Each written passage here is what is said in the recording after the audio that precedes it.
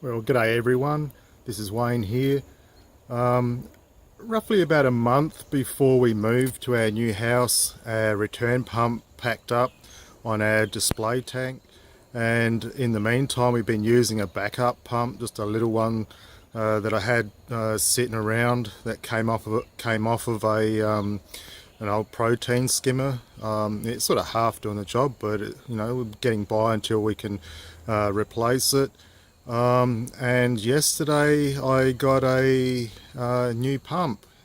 It's not one of the high-end $300 ones.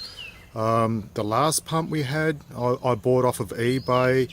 I bought it about, I think, 4 years ago, and it was just a cheap one. I paid, I think, about $40 for it. It was an 800 gallon an hour pump.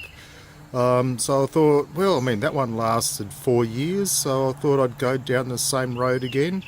And now I've bought another pump off of eBay, and believe it or not, this one I paid $30 for. And this one's a 1200 gallon an hour pump. So I'll give you a bit of a look and have a bit of a play with it to see what it can do. So this here is the pump that I ended up getting. It's quite interesting. It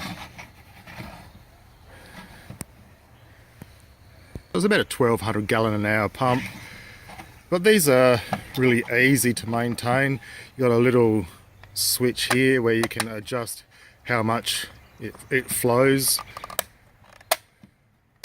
but they're really easy to keep clean. I mean, that just pops off. This here will come off from this area here. Just turn this whole section anti-clockwise. Let's see if I can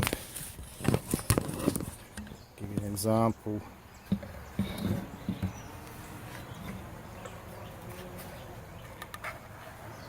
See, it just twists out, and there's your impeller, which that can also come out, and that's all you do. You can take that out, clean up all inside, clean your impeller, put it all back together again.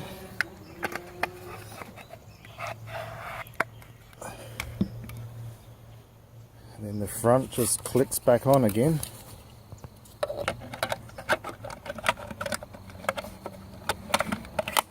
Like so. So that, I mean, that's all there is to it with these to maintain them. They're easy to pull apart and clean.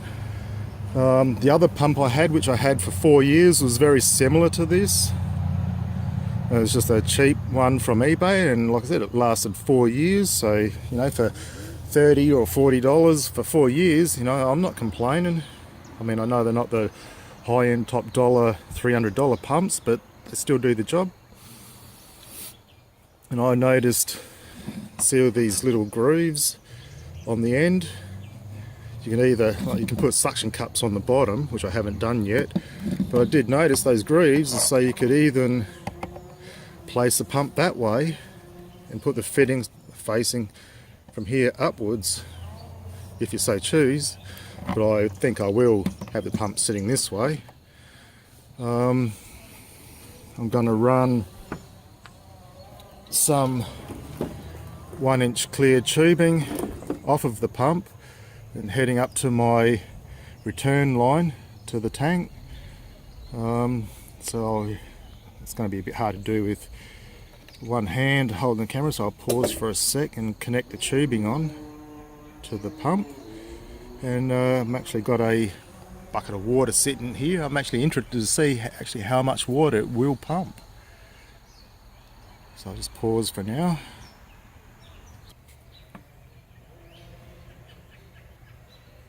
Okay, right, here's my power outlet.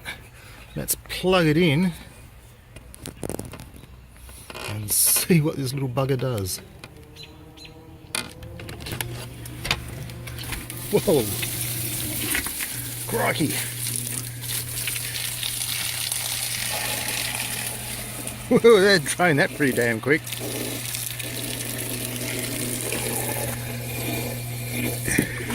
Whoa! Unplugged. That's where he drained all the water out of the bucket. But I don't know if it was quick enough to see that, but man, that just got major flow. That's going to have some good water flow in the return line in the tank. So this is a beaut little pump. It's going to do the job brilliantly.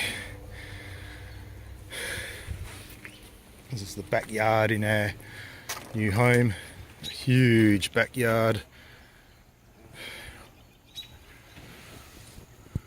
But one of the future plans, it's a little bit overgrown at the moment, I need to get the lawnmower out.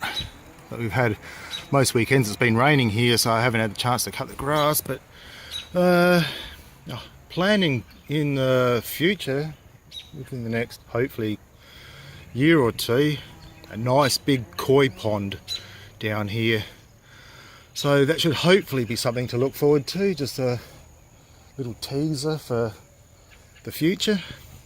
We've got a nice big sized backyard, so we want to extend our fish experience to out here underneath the pecan trees and plum trees, playhouse and bird feeders. Beautiful here. So well, that's my little review of my $30 return pump.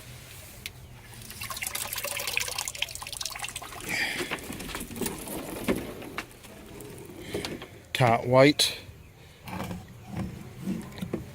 to set it up in my sump, get it running,